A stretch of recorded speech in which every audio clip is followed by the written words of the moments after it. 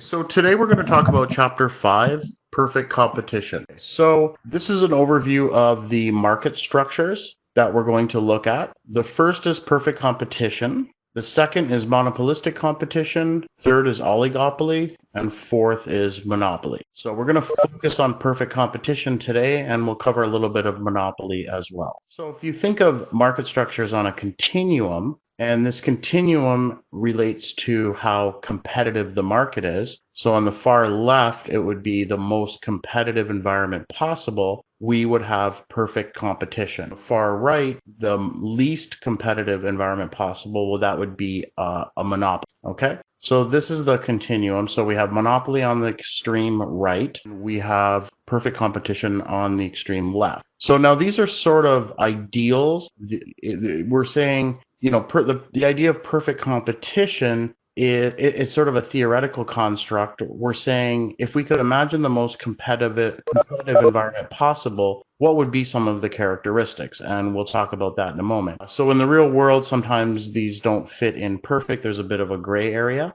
So these we're thinking of as benchmarks in a sense. Okay, and so we're going to talk about if the market structure was characteristic of perfect competition, what would the demand curve, for example, look like for the firm? What are some of the other ideas in relation to profit maximization, etc.? So the characteristics of perfect competition are as follows. We're assuming in this ideal and competitive environment, there's obviously going to be many, a very large number of buyers and sellers, such that the buyers and sellers are a very, very small part of the overall market. So anything they do doesn't really have any effect overall. So in this context, a single firm in this industry, its production would be so tiny compared to the overall market that it doesn't have any effect. If it increases its production by 20%, that's not going to have any effect on the overall market and hence the overall price in the market. And the second characteristic is that all of the firms would be selling the exact same thing. And so if they're selling the exact same thing, that really limits your ability to charge a price different than the market. And thirdly, there's easy entry and exit. So there's no legal barriers. For example, in the pharmaceutical industry, when firms invent a new molecule, they are given a patent for a certain amount of years to protect it from any competition. So that would be an example of a legal barrier. So we're saying there's no barriers, legal barriers. There's not very large financial barriers. So it would be something maybe like a dry cleaning business or something like that. There is very little barriers to entry. And again, if you were to think of the most competitive environment possible, these would be the things that you would come up with. So again, think of it sort of as a benchmark. It's I don't want to say it's exact. It's really uncommon in the real world. There are a couple examples. If you think of the world wheat production and then just think of a small Canadian wheat farmer, that would be similar to this sort of setup. Although it's a bit of a gray area because although wheat is pretty much a standardized product, that you could have different types of wheat. You could have better quality. You could use different fertilizers. But that's it's a close example. Another example, but it's a little different, is the stock market. Every stock on the stock market represents a share of ownership, and they're identical. It doesn't, like, one stock isn't different from the other. They're all identical. And so if there's a lot of people selling these stocks on the market and buying them, it's a fairly competitive market. And so you wouldn't be able to sell your stock if it was even half a penny above what the market is, because why would anyone pay anything more? So that's the idea. So monopolistic competition. So again, we're going to focus on perfect competition, but we're just going to cover some of the main ideas of the other market structures first. So monopolistic competition is a similar setup that we just talked about. However, the main difference here is that we're assuming that the firms could slightly differentiate their product. Okay, and so that will give them a little bit of market power. So depending on how different their product is from everyone else, they might be able to charge a slightly higher price. We're thinking there's easy entry and exit. So many small businesses would fall in this category. If you were to start up a home painting business on Kijiji, fairly easy to do. You just need some supplies and a truck maybe, and you could differentiate your services from others by maybe faster service, being able to schedule better. Maybe you have a certain painting technique or skill that's a little bit better. So that would be an example of a monopolistically competitive market. Now, oligopoly and monopoly. So an oligopoly is, just think Bell, Telus, and Rogers. There's only 3 firms in Canada that provide cellular service. And some of the other companies that you know of are subsidiaries of Bell, Telus, and Rogers. So an oligopoly is where there's just a few businesses that they could provide a standard or a differentiated product.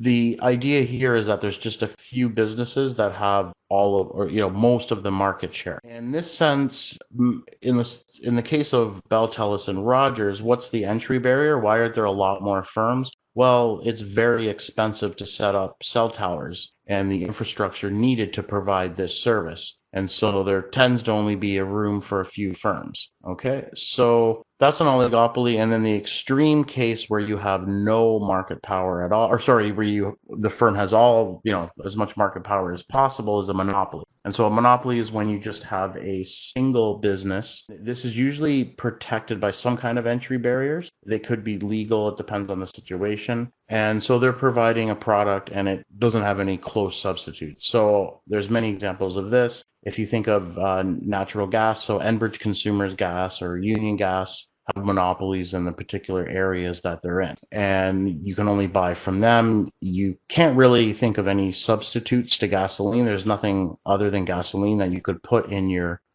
tank without ruining the car, right? So that's the idea of a monopoly. So we'll talk more about each of these in turn. So let's just focus a little bit on the types of entry barriers. So there's 6 main entry barriers. One is increasing returns to scale.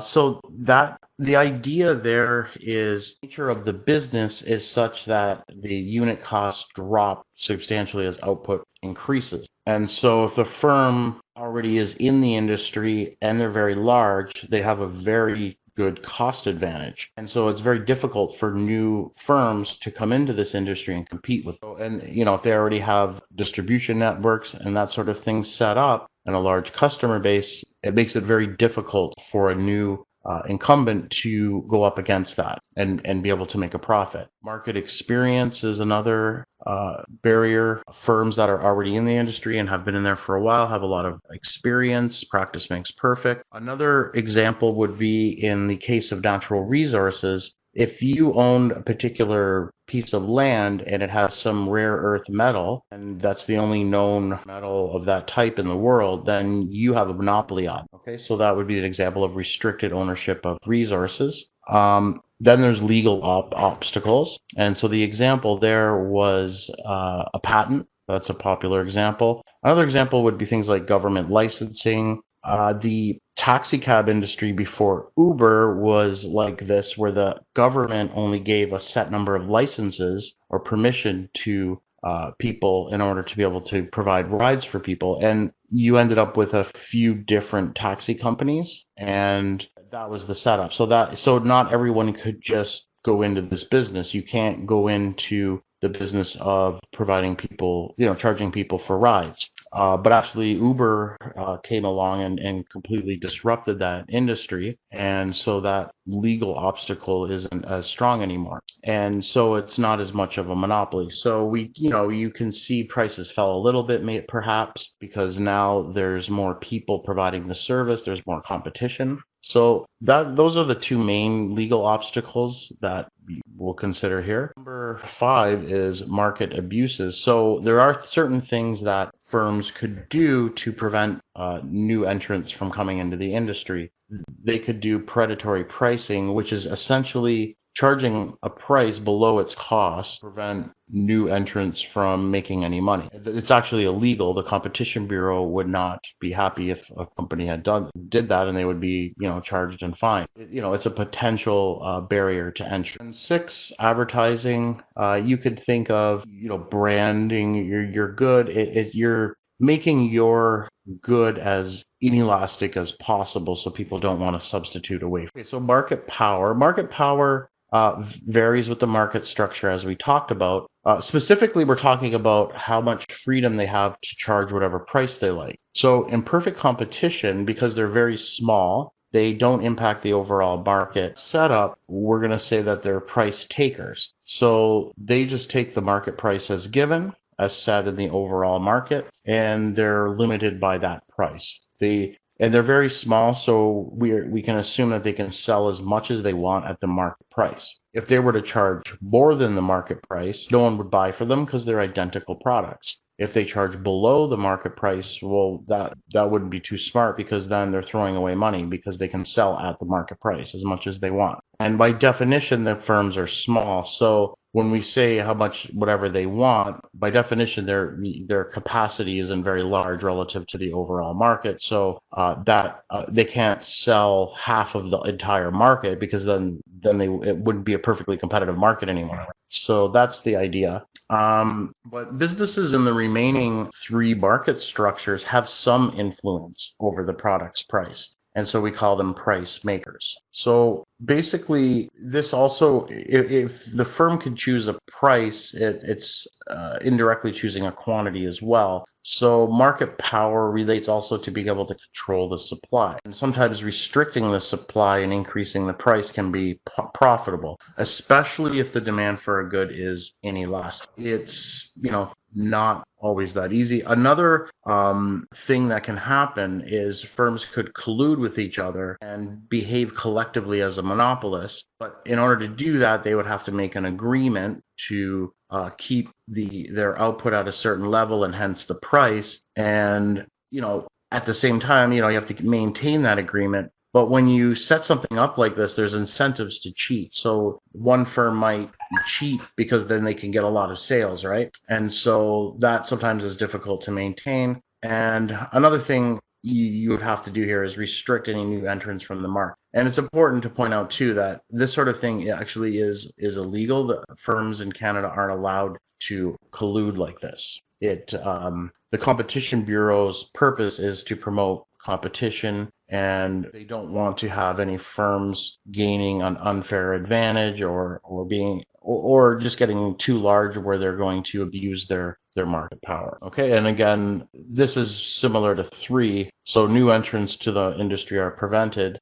So this would apply obviously to foreign firms that want to come into the industry as well. So let's just see if we can get a feel for different scenarios and what market structure they would be related to. So suppose we have a firm that develops apps for iPhones and Android devices. Does anyone want to take a crack at that and type it in the chat function? So this seems to be a best fit with a monopolistically competitive market. So there's going to be many app creators, so many firms, and each are going to be producing different apps. And you're not definitely going to have an identical app, right? You're not going to have 2 firms producing the exact same app. There's always, even if it's the same function, like if maybe it's some kind of an app that will identify plants or flowers if you take pictures of them, the different companies will have slight differences in their app. One might be better than the other, and so that's how they could differentiate their app and charge a different price. What about public transit and in Mississauga? This one's easy.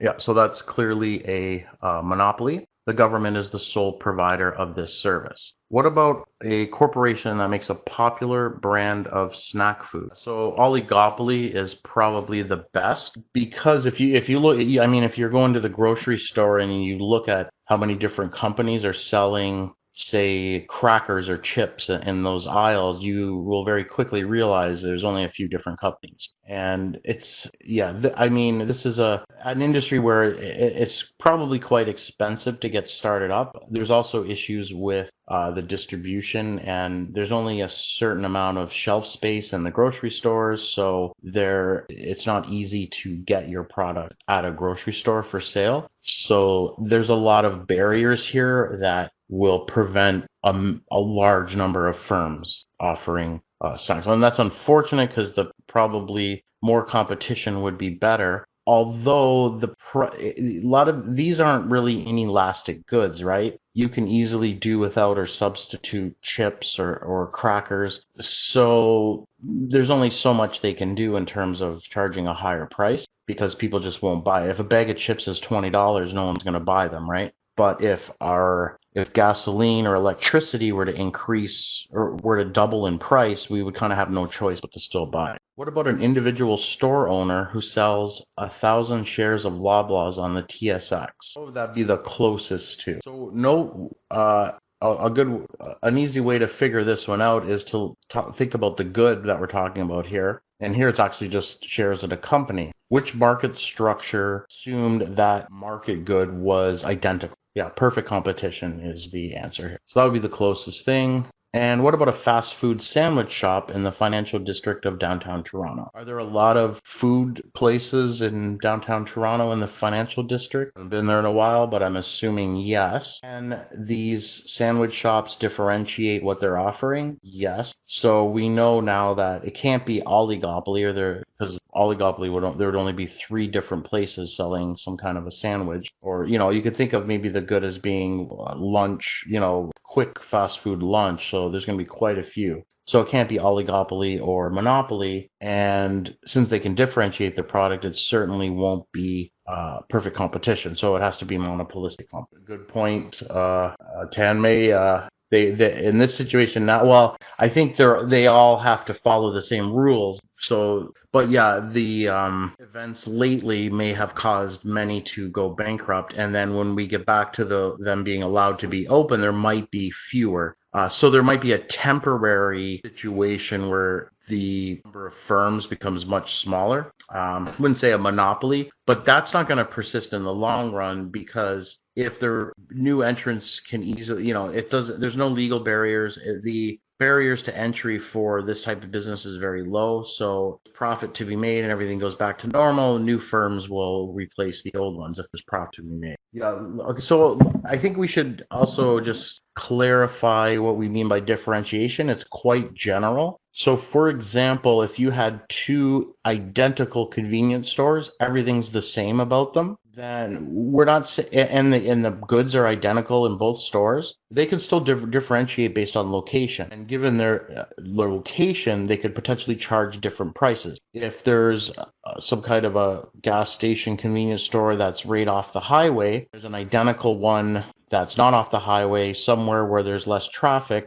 and it's not as convenient, then of course the one that's more convenient could potentially charge more than the other one. So when we say identical goods, it's very general. We're talking about identical in every way, including if it's relevant location. And service is another differentiating factor that's true. So yeah, so E is monopolistically competitive. Now let's talk about attributes of market structures. So in perfect competition, we had very many, lots of firms, such that each firm is just a very small player in the overall market. We assumed a standard or homogenized good, and that really makes things competitive because there's no reason you can charge anything different than the market. Of course, the entry is easy. They have no market power. And some of the examples would be maybe farming, or an example of the stock market was closed as well. Monopolistically competition, the main difference here is this differentiation. We're still talking about a lot of firms, maybe a tiny bit less, but it's still quite a few.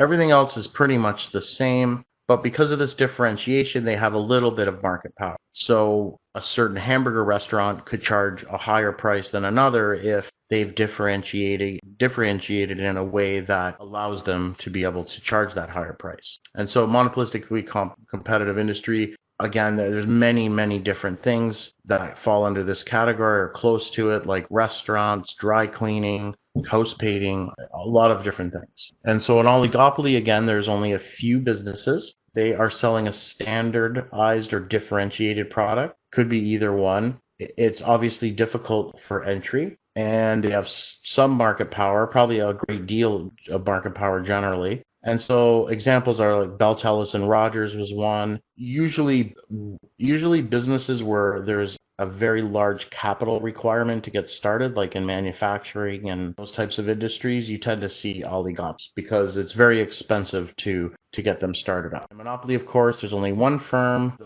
They're selling some kind of a unique product. It's impossible to enter. they have as much market power as possible. The more inelastic the product is, the more they could raise the price without losing any sales. So many examples are public utilities, and many of the times monopolies, if they're selling a good that has any elastic demand, they're usually regulated by the government. So for example, Enbridge Consumers Gas can't just charge whatever price they want. They have to get approval from the government, and they have to show that their costs are higher, because if they were allowed to, they would charge a very high price and take advantage of their monopoly power. So the cement industry, I'm not an expert at the cement industry, but I would imagine that it's very expensive to get something like that started, so it's likely to be more along the lines of an oligopoly. Okay, so now we're going to switch over to perfect competition and focus on what those assumptions mean. So we're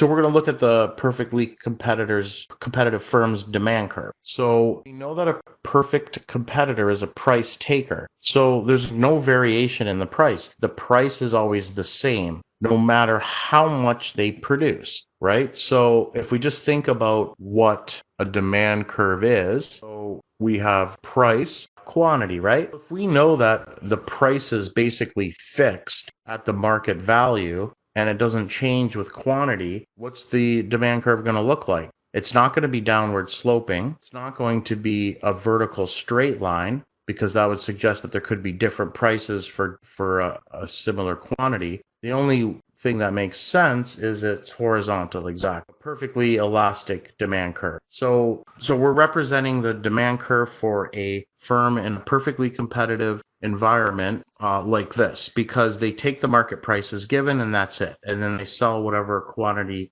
they can have. Yeah, and so this is called perfectly elastic demand curve. They can't sell anything but, this is the only price. The market price here is the only thing that's going to be valid. Okay, and so they face a horizontal demand curve at the prevailing market price. And again, just an illustration, if you think of one Canadian wheat farmer, they could maybe do 1,000 acres, and get 34 bushels per acre. So that's an output of 34,000. So that looks very large, but the world wheat production exceeds 21 trillion bushels. Just a side note here, it's not really correct to say that the world wheat market is a perfectly competitive, because there's lots of non-competitive things that go on. There's a wheat board, and there's all kinds of government intervention in here. So it's a good example in terms of just the product, but in reality, there's lots of non-market things going on. Different ways that the government helps out farmers so that they can get a higher price, etc. So just a side note on that. So in this example, they would represent 1 divided by 6,250 of 1%. So if they bought another land over there and doubled their production, they're not going to have any impact on the market. Okay, so a perfectly competitive market is one in which economic forces operate unimpeded. Again, there's many sellers, standardized product, easy entry and exit. Again, if I asked you to come up with some characteristics of the most competitive environment possible, these are the things that you should eventually come up with. And again, you can think of this as sort of a bench. And so this implies that the demand curve will be horizontal. And so this slide here is nothing really new here. It's just sort of summarizing it for you. I like to put as much information as possible in the slides. So let's look at a diagram. So on the left, we have the overall market. Okay, so here we have 27,000 shirts for this market would be the equilibrium quantity, and the market clearing price would be 6. So the equilibrium price is 6. So there's lots of firms behind this supply curve. Okay, an individual firm just faces the price, and that's what they sell it as. So we would draw their demand curve at a price of 6, the equilibrium in the market. Okay, so it's pretty simple in terms of what the demand curve looks like. It's just always going to be a horizontal line, and that's because they're just going to be able to sell at this price. They're not going to be able to increase it because they won't get any sales. It doesn't make any sense to accept less than the market price, because you would just throw away revenue. So we'll see the other market structures tend to face a downward sloping demand curve. So they need to, if they want to get more sales, they need to lower their price, etc. But because we're assuming this is just a very tiny firm, because its product is so tiny, it doesn't really matter. They can just sell as much as they can do. It's going to be small overall, and sell that at the market price. So Pat is one of many small farmers in the potato farming industry, which is perfectly competitive. Why would we say such a market is perfectly competitive? If Pat increases his price by a small amount, what will happen and why? And draw a graph showing the demand curve for Pat's potatoes. So I think we all know what the answers to these are. So for A, we're saying that there's many firms selling identical products. So that's why we would put this in the, this type of potato farming in that category. We know what happens if Pat were to try to sell higher than the market price. They wouldn't have any sales. And we know that it would be a horizontal line at the market price. That would be the demand. Okay, so now let's talk about average and marginal revenue. And in this particular market structure, it's very easy. They're all the same. So total revenue, we know, is just price times quantity. And we can also use total revenue to look at average revenue and marginal revenue. Average revenue is just your total revenue divided by your output. If you're a firm, you say you made 100 units of a good, and you multiply that by the price, that would be your total revenue. And it's just your total revenue divided by output. The thing is, you can have, the first, under normal, if the firm is facing a downward sloping demand curve, then they might need to lower the price to get more sales. So then the revenue associated with any particular level of quantity would be different, right? Here in perfect competition, your price is fixed. And so you just sell whatever quantity you can at the market price. So your total revenue divided by your output would be equal to the price because you're selling your revenue at the market price. So total revenue is price times quantity, and average revenue is revenue divided by Q. So the Q's would just cancel and you'd be left with a P.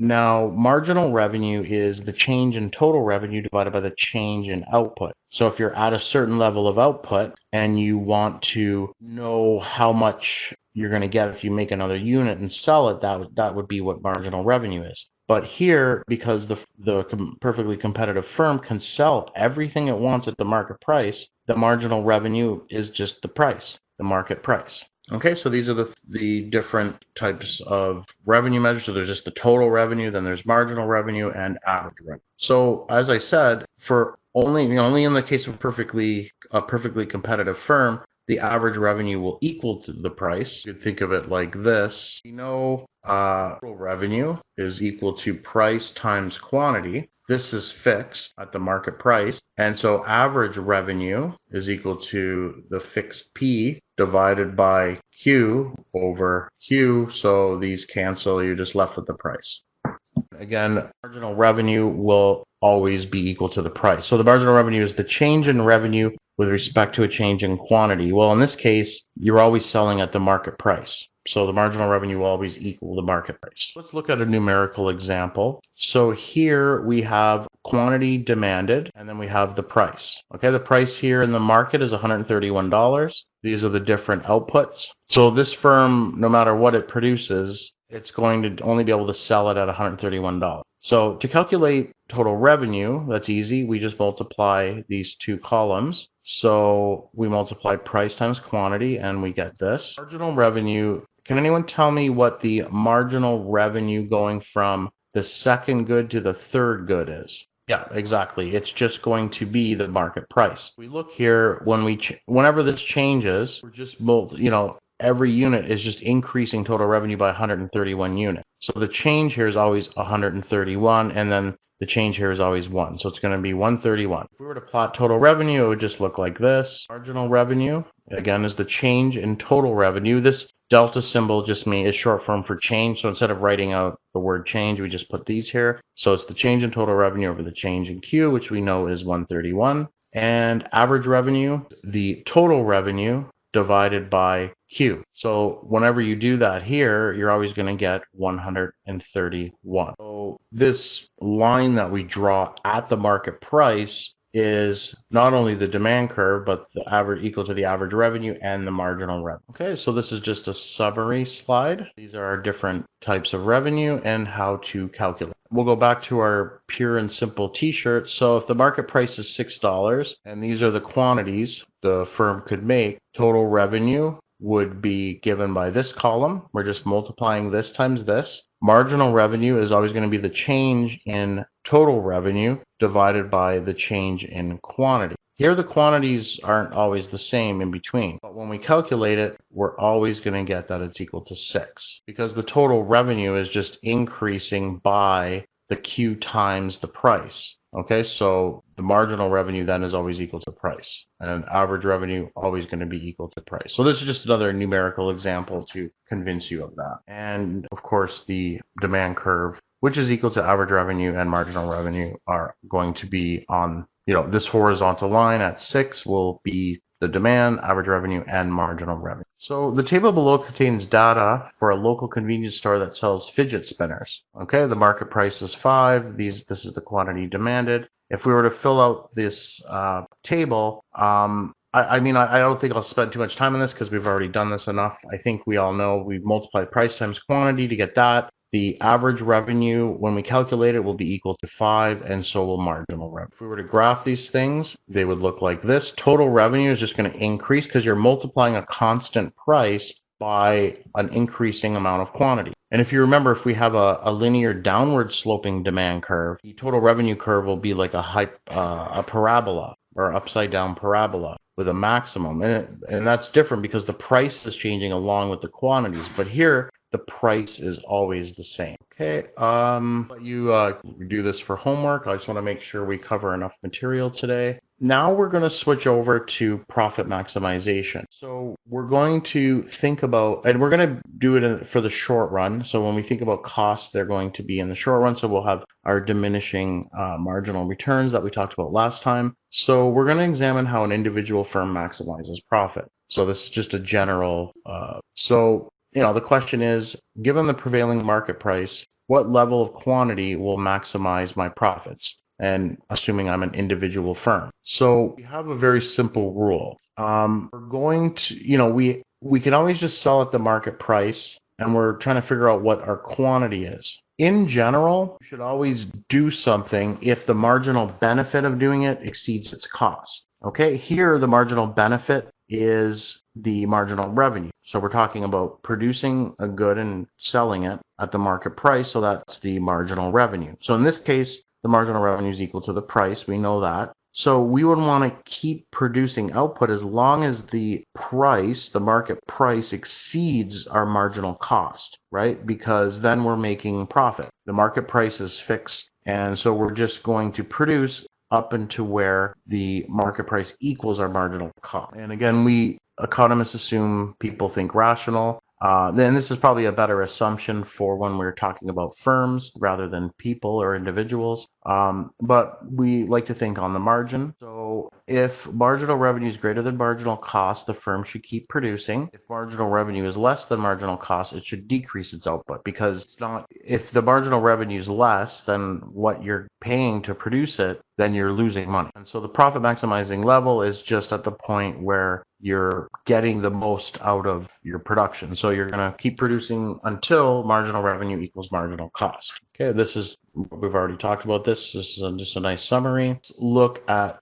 a numerical example. So now this is the pure and simple t-shirt example. So a lot of this is what we already saw before. We were told the Q, the quantity or total product. Okay, we know the price is $6 in the market. We know our marginal revenue is also equal to that. Now we're going to put in some cost data. So suppose the marginal cost for this firm is given as follows. Remember, the marginal cost is the change in total cost over the change in Q. This is our variable cost, so we're given that, and we're given our average cost. And we can calculate total revenue. We know in general profit is equal to total revenue minus total cost, right? So we can easily calculate profit by just figuring out the total revenue, the total cost. Total cost is easy to obtain here. It's just going to be we have our average cost, right? If you remember, average cost equals cost divided by Q, right? So we know total cost then is equal to average cost times Q. So if we take this average cost and multiply it by the quantity, we will get the total cost. Okay, is that clear? So that's how we would get our profit. And so we can see here that the profit is maximized at which, actually I'll ask you, which quantity is profit maximized? Exactly, 270, because here we can see that profit is the highest. If we end up producing another 10 units, our profit would fall. And let's just think about why. Well, if we produce 10 more units, we're going to be able to sell them at the market price. So we're going to be able to get $60, okay? But the marginal cost per unit is, well, it goes up to 10.50. So, and it's going to go up, for each quantity in between here, it would be a bit different, but you can see the point.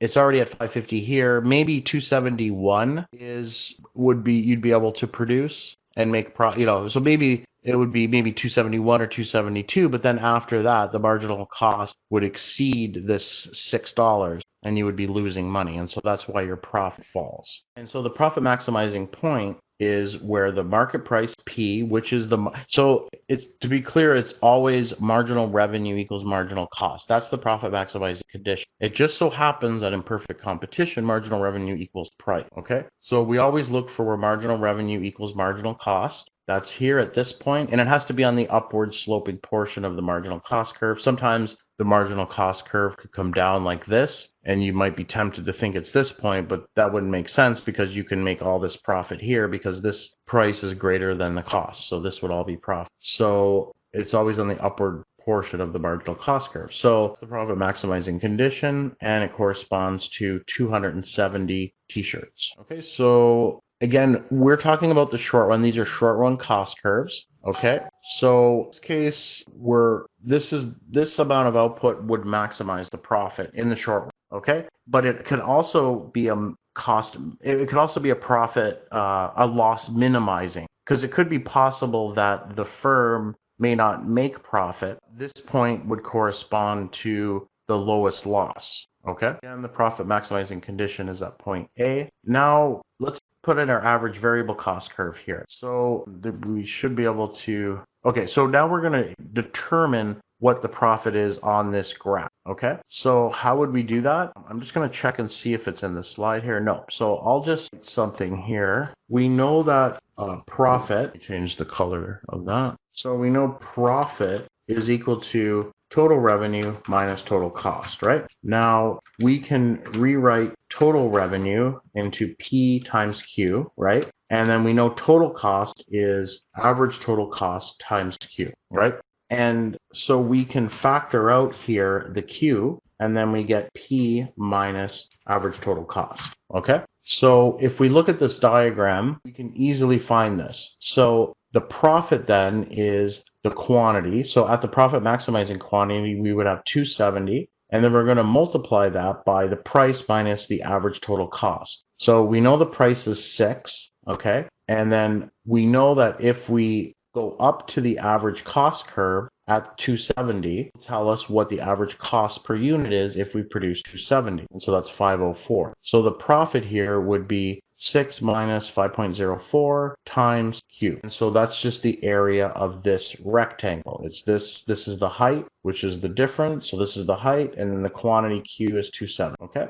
So in this, at this point, marginal revenue does equal marginal cost. Okay. Our marginal revenue is always 6. It's here. And then we have our marginal cost. So we're going to produce, so any quantity below 270, you have that the marginal revenue exceeds the marginal cost. And so you'd want to keep producing. But only at this point, you would want to stop because you're not getting that profit per unit anymore. So again, that's the profit maximizing point. I just want to, well, we'll talk about that later. So I'm going to leave this question for you to do for homework. Now we're going to talk about the supply curve. So what's the supply curve again? Well, it's price, quantity. It's in the price and quantity space, and we usually say it's an upward sloping line, right? So the supply curve is telling us if the price is this amount, then we would produce, say, this amount. We're going over to the supply curve and it's telling us what we would want to produce. Now, does this look familiar in terms of what we just did? So what we were just looking at, we had a marginal cost curve, right? And we know that the firm will take the prices given,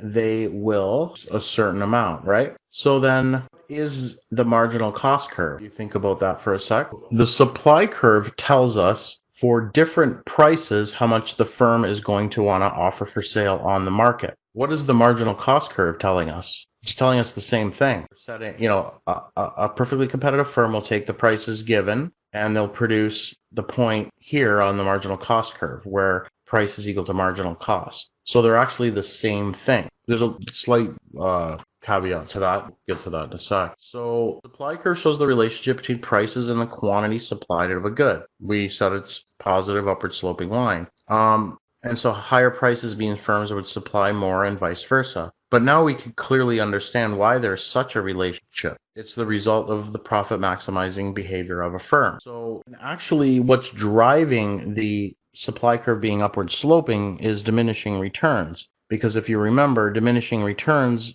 in the short run was responsible for the marginal cost sloping upwards at some point. Okay, so you have this price equals marginal cost rule. It's telling you that the firm will set its price equal to its marginal cost and produce a certain amount. The same thing as the supply curve. A supply curve is price and quantity combinations of what's being quantity supplied combinations. Okay, so that it's the same thing. However, if the market price is below the average variable cost, and they won't apply anything. Now, we'll talk about that in a sec. But you can see that a perfectly competitive supply curve is its upward sloping marginal cost curve. So at this point, we know that it has to be the upward sloping portion of the marginal cost curve. Because remember I said, it could be like, for example, if the market price is P3, we have the price equaling marginal cost here, but that's not the optimum point. We would keep going until we get to C. So it's always on the upward portion of the marginal cost curve. So you're not going to get any, the supply curve isn't going to be this area here. There's another issue, and that has to do with variable cost. So the way to understand it is straightforward, especially if I give you a story. So let's suppose that you open a sandwich shop and the monthly rent is $1,000. Okay, that's a fixed cost, and you got to pay that every month to the end of the year because you're in a 1-year lease. Suppose you make your sandwiches. So let's suppose that you make $500 in profit a month off the sandwiches. In that case, you're covering your variable cost and making a profit, right? Still making a loss overall. So the question is, should you shut down immediately? Well, the answer is no, because you're minimizing your losses. Because instead of losing $1,000 a month, you have to pay the rent no matter what. It's a sunk cost to the end of the year. But at least if you're making the sandwiches, you are contributing to some of your fixed costs. So your loss would be 500 instead of 1,000 if you were to completely shut down. If you were making the sandwiches and making a loss on them, so you weren't even able to cover the variable costs of the sandwiches, well, then you're making your losses even worse. So in that case, you should shut down in the short run and then exit in the long run. And so the supply curve then is the marginal cost curve above the minimum average variable cost. So this is the minimum average variable cost. So if the market price is below this, it means you're not even able to cover your variable costs. And so you should shut down. So the supply curve will be at 0 for any price below the minimum average variable cost. The market price is above the minimum. So suppose it's here, we would go over to the marginal cost curve and we would see that the average variable cost is below. It would always be below the price, so we would be fine and we would be covering our variable cost. And so of course then, I don't know if you realize, if the price in the market is below the minimum average total cost, then you're always going to be making a loss in that area. But the loss would be less than if you just shut down, if the market price is above the minimum average variable cost. So the supply curve is the marginal cost curve in a perfectly competitive market environment. We've already talked about this, so I'll just move on. Someone else added these to the slides. So that's chapter 5. So I've given you some guidance here. You could skip a couple of the sections in here, and here are the practice problems to do at the end of the chapter. Okay, now let's move on to monopoly. So now we're looking at monopoly. So again, they're a single seller, no close substitutes. They're a price maker. There's blocked entry. We talked about all this before. They usually aren't competing on price because there's no one to compete with on price. So advertising isn't really that popular either. You don't really see too many advertisements for Enbridge Consumers Gas or the hydroelectricity. We have nowhere else to buy it from, so it would just be a waste of resources for the monopoly to advertise or do anything. So there's lots of examples we have here. What does the demand curve look like for a monopolist? Well, only one firm. You have consumers, so you just faced a downward sloping demand curve. You're the normal demand curve. That firm is selling to all the consumers. They're the only firm. There's consumers. Consumers have different willingness to pay for different amounts of the good, so you have a downward sloping demand curve. So the monopolist needs to obey this demand curve. That's what it faces, right? This is what its consumers will purchase at different prices. So if it wants to increase its quantity and be able to sell it, it needs to lower its price. So now marginal revenue is not the same as the price, okay? So if we have a linear demand curve, we will have that the marginal revenue curve will fall twice as fast, as we'll see. Now let's just talk about how we would get at marginal revenue. So let's go to the next slide because we don't in this particular example. So let's suppose the price is $142. If it's $142, we will sell 3 units. If the monopolist wants to sell 4 units, they need to lower their price to $132. Okay, so if they lower the price to $132, they're going to lose this in terms of revenue, right? They're going to gain this because now they're selling this much more of the good, selling it at the new price, which is $132. So this area here is greater than this area here. Now, it depends on where you are along the demand curve. If you're on the elastic portion, which is above the center, you'll get that the gain will be greater than the loss. But if you're on the inelastic portion, you will get the other way around, okay? And so if we just think about what the marginal revenue is here, if we were to think about at a price of 132, going from 142 to 132, the marginal revenue would be 132 minus 30, so it would be 101.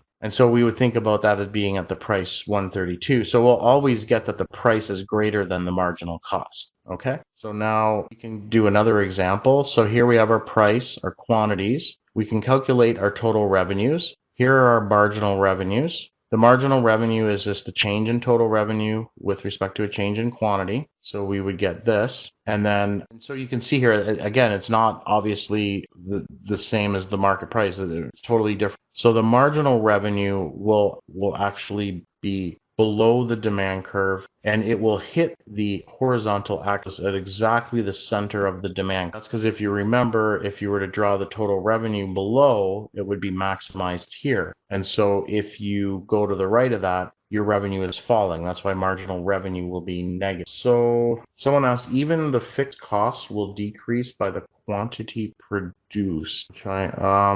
Fixed costs will never change. They're always the same. Hopefully, yeah, let me know if that doesn't answer the question. So when we take a demand curve and we do a similar exercise as before and calculate total revenue and marginal revenue and average revenue, we will see that these things aren't different anymore. So the price is not going to be the same as marginal revenue or average revenue. Okay, so that's the main takeaway. So now, in terms of profit maximization, what's going on? Well, it's actually not too much different, but there are some differences. So we still have this condition. We will always produce up to the point where marginal revenue equals marginal cost. Okay, and so it's best just to see this on a diagram. So in this diagram, we have our demand curve. For any linear demand curve, you're going to have that the marginal revenue is below the demand curve. It falls twice as fast. So that will be here. And then we have our marginal cost curve and our average cost curve. So we have all of the information here to figure out what the profit maximizing quantity is and what the profit is. So I'll let someone tell me what is the profit maximizing quantity in this situation. what do I immediately look for in the diagram? Yes, so the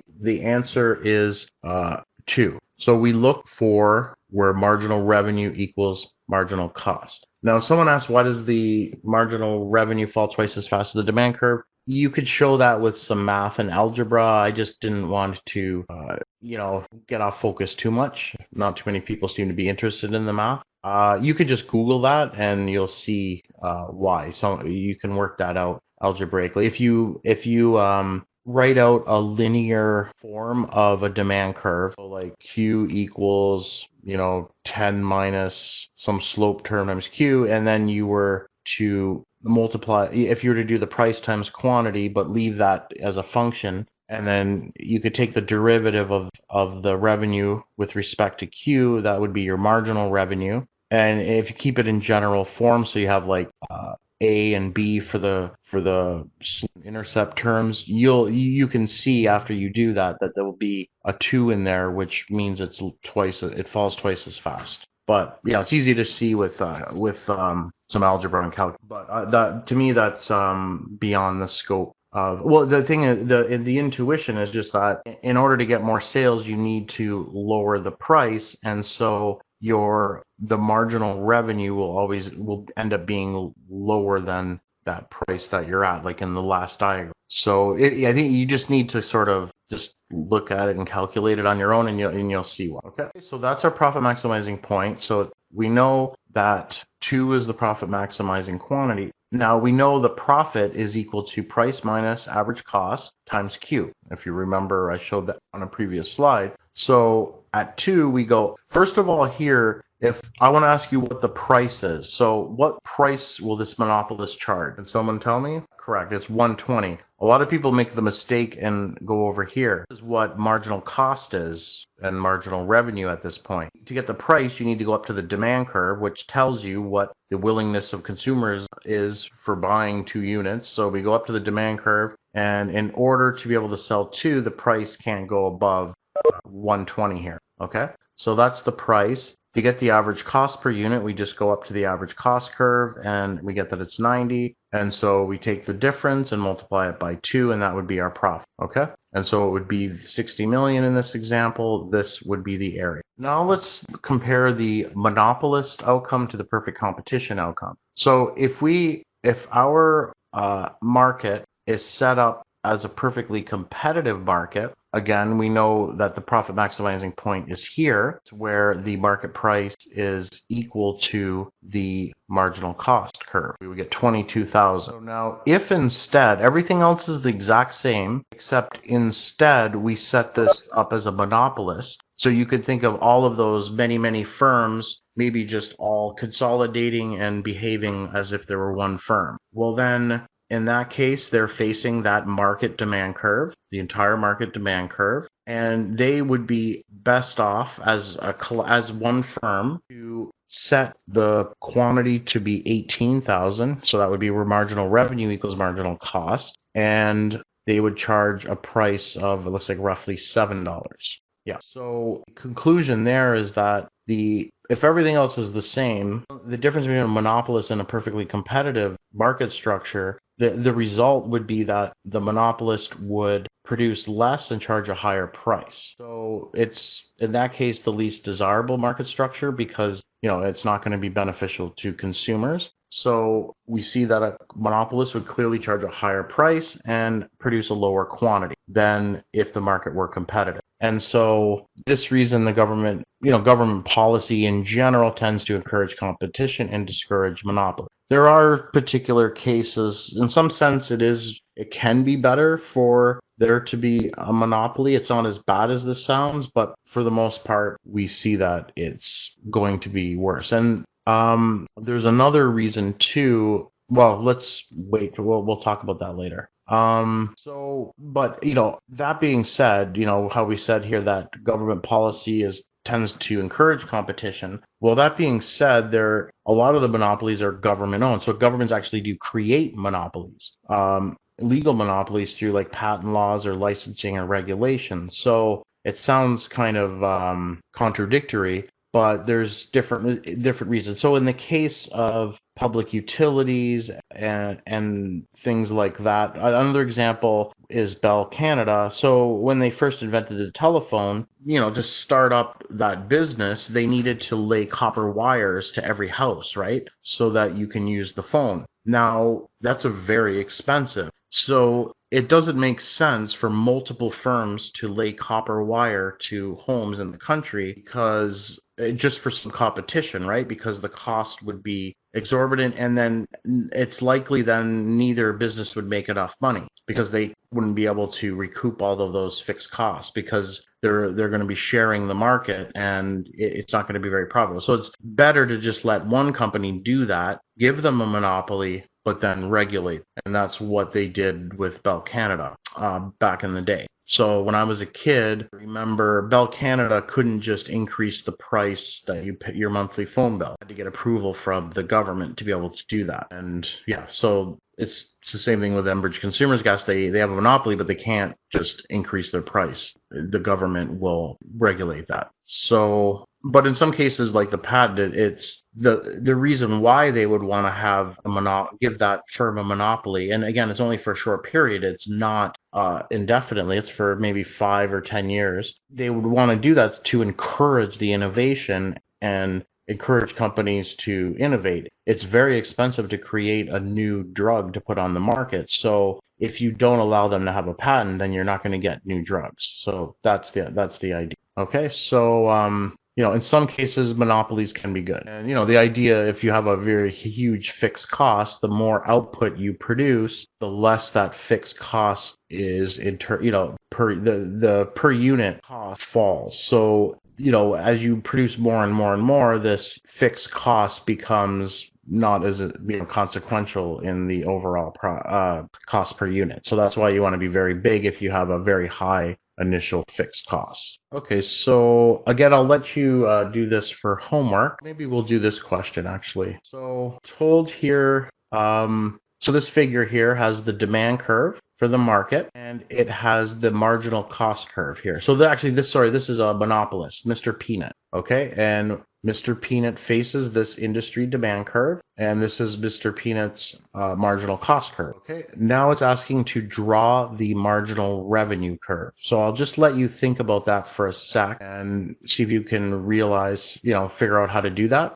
So I was just meaning that in the case where there's huge fixed costs, like in the case of Bell Canada, in my example, it's better to have that set up as a monopoly, because if you forced competition, you may not even get any. I mean, you can't run, it's too expensive to run copper wires or gas lines to every house of the country multiple times just so you have competition, because each firm's going to incur those massive costs. That's a huge inefficiency. And if they do that, they got to share the market, and they may not be able to get those fixed costs per unit down low enough to be able to make a profit. So it's better just to have one firm do it, but then the government regulates them. So that's all I meant by that. Okay, so how do we draw the marginal revenue curve? Well, marginal revenue is equal to the change in total revenue divided by the change in quantity. But a quick way I'll show you to draw the marginal revenue curve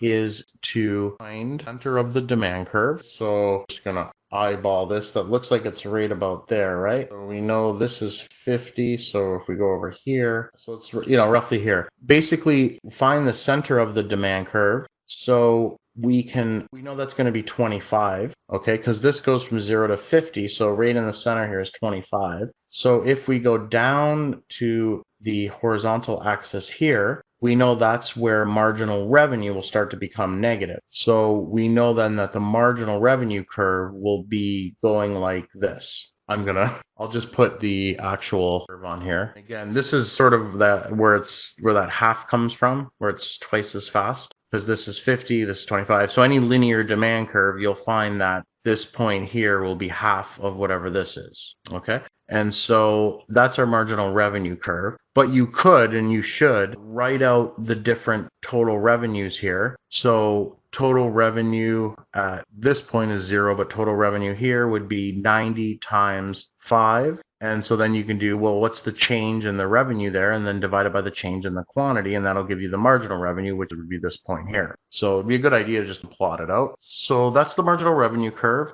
And now what's the profit maximizing quantity? Anyone? Yes, that's right. So it will be 15. So we're going to go to where marginal revenue equals marginal cost. And so this firm would be interested, this monopolist would be interested in producing 15 units. What price would they charge? Anyone? So at 15, we're going to go up to the demand curve and go over and get the price. So it would be 7.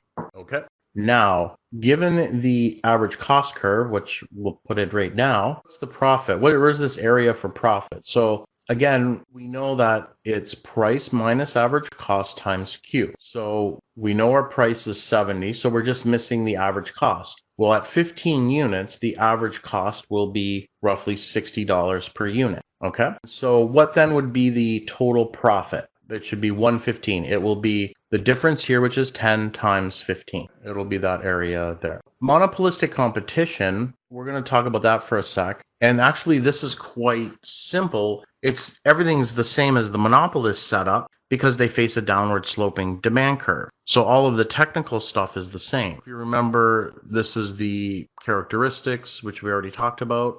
So they face a downward sloping demand curve, but it's going to be a little more elastic because there's other firms sell. It's going to be more elastic than you would think the monopolist demand curve would look, because an individual firm actually has some competitors and they can easily substitute or do without a particular firm's good. So we're going to say it's a little more elastic because there's many substitutes. It's going to be downward sloping. Okay, so if the steeper it is, the more differentiated the firm's good is. So it might be a little less elastic. So a little, if you have a hamburger that you put some spice in it that is just amazing and people can't get enough of it, then the demand for your good is more inelastic.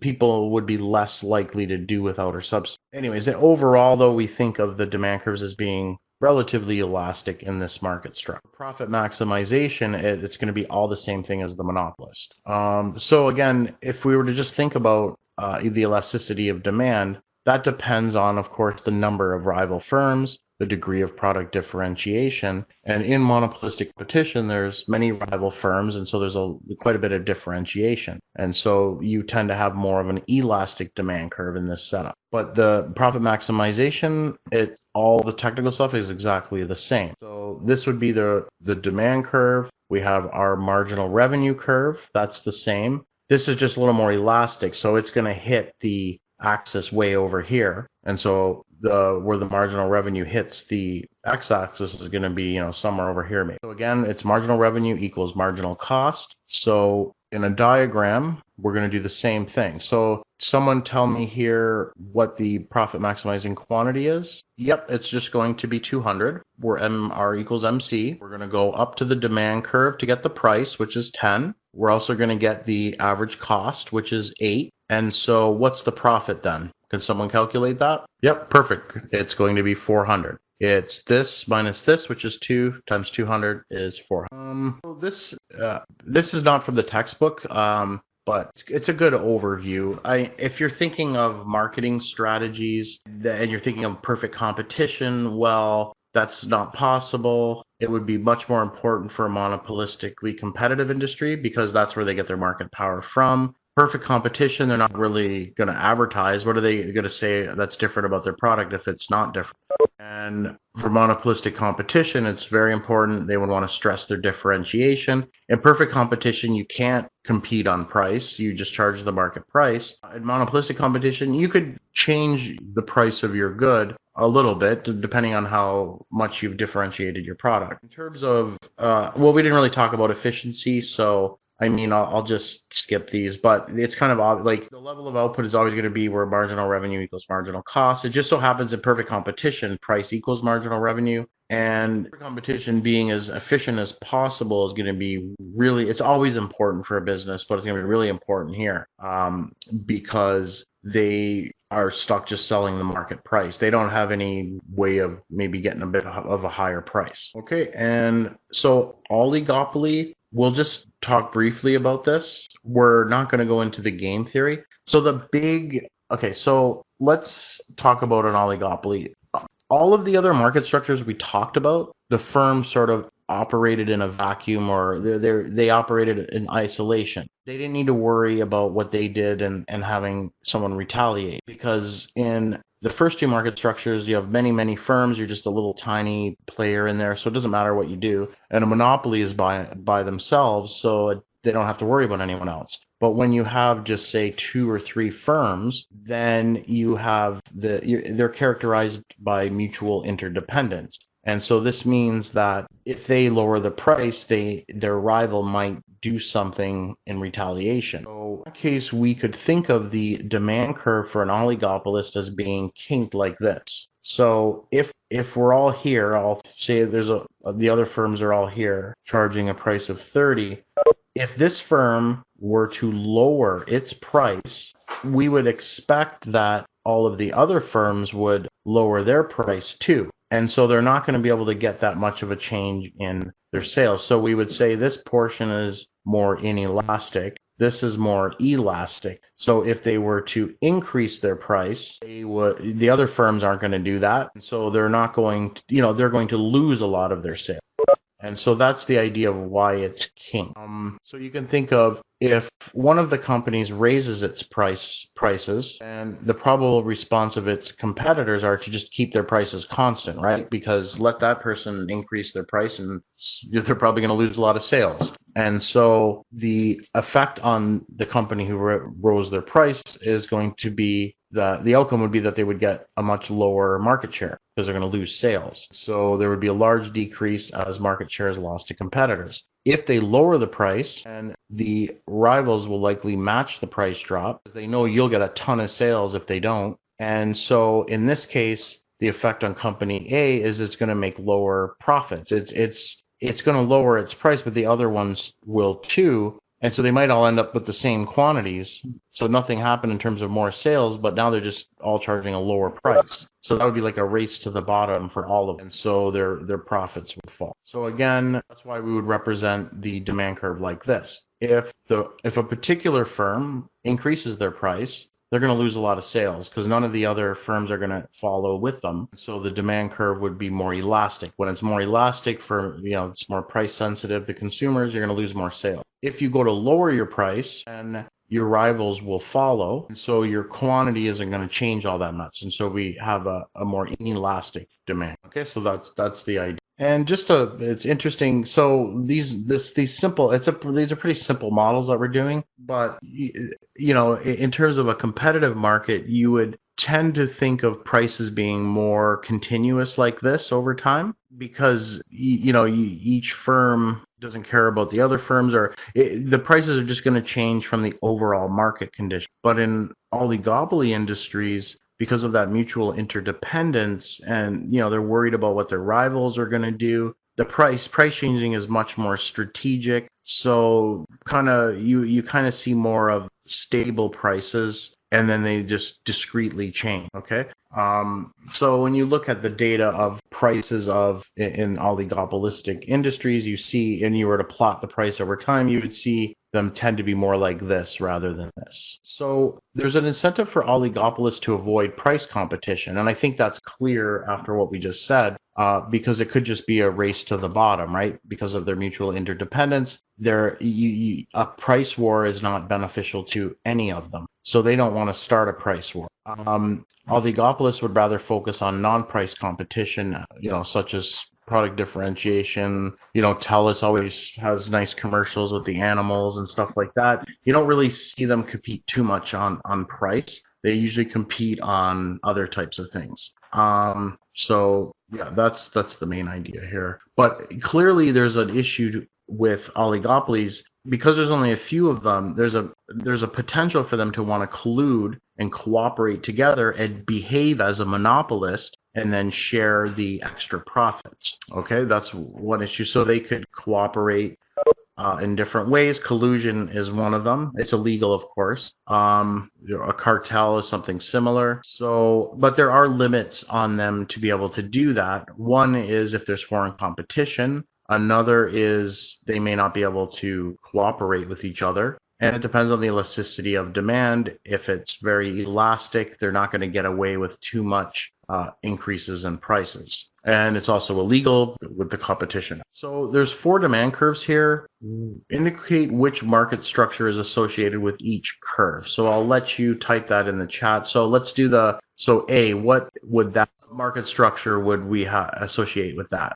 A would be more of a monopoly. What would B be? No, the difference between the 2 curves is one is inelastic and one is elastic. What about C? Perfect competition. And then what about D? D is, of course, oligopoly. Yeah. So I think we're a little bit ahead. We only have the one chapter for next week. So I think we can end it there. So let's, so